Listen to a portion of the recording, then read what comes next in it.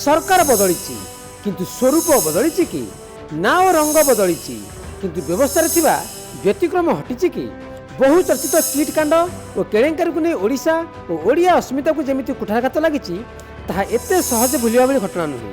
कथा पड़ी जितेबाला प्रसंग जलु थाए से हाथ सेकेबा समस्ते चाहती किंतु प्रसंग को दुर्बल करने को आउ एक प्रसंग को आनी थोपी दि जाए आउ चर्चार छाई बदली गले बदली जाए आभिमुख्य।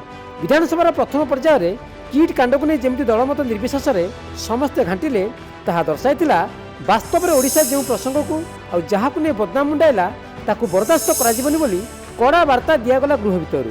नेपाल संसद में किट्र अमानवीय कांड को नहीं उठिला स्वर।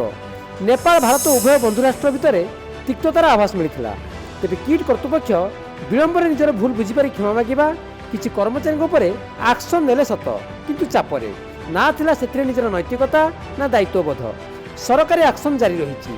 प्रतिष्ठाता अच्युत सामंत समेत किट अधिकारी को जेरालू नहीं किट कैंपस शैक्षिक वातावरण नहीं केते सुरक्षित ताकू नहीं खोलताड़ी चली।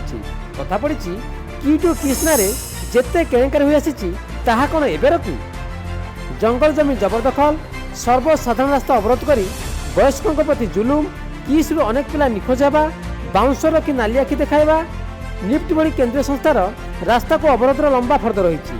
जी मुह खोलिला मुह बंद करने को नाना फंदी काढ़ा एत बड़ अनुष्ठान को असह्य हो व्यक्तिगत शत्रुतार टैगलाइन लगाई सत कहूया व्यक्तिर चरित्र संहार कर निजक सफा बोली चित्रण करने अच्युत कारसादीर बड़ सफलता बोली चर्चा हुए। किट और किस केलेंकारी को घंट गोड़ाई रखा बहु बड़ बड़िया और संपर्क को मोटा अंकर पैकेज दे थैथान कर समस्त रणनीति और कौशल सामंत सामंतवादी चिंताधार गोटे गोटे प्रतिफलन। नवीन सरकार अमल तो किट प्रति अनुग्रह सुओ छुटीला। 2014 प्रथम कैबिनेट रे मे 21 किट ना 14 एकर जमी नियमित करने मोहर मारी नवीन सरकार। से गोकुलपति मुख्य शासन सचिव थिला बेले इटकोर सीएम थे विशाल देव जो विशाल देव पत्नी किट्रे कार्यरत। Kalinga institute of dental science रे डेंटल सर्जन भाव कार्यरत विशाल देव पत्नी श्रुति विशाल देव से बीजेपी थिला बेले विजय महापात्र यार तदंत सीबीआई करू दाबी करथिले।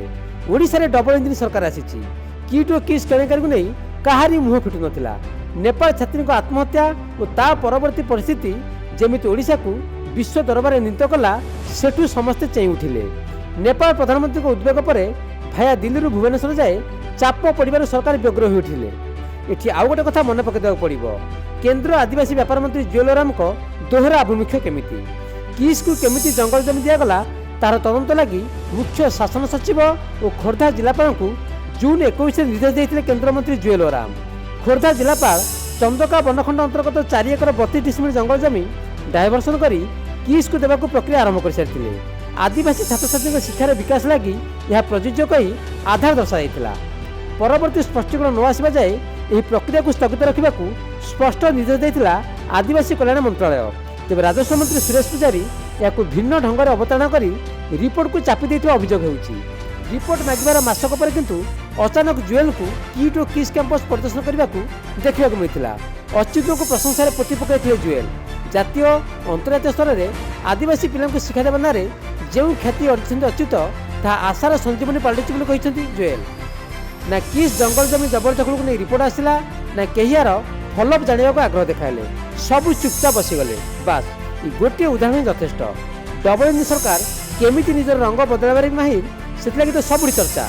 नवीन सरकार भली मोहन सरकार काम और कथा भितर आकाश पाताल तफात नहीं तो।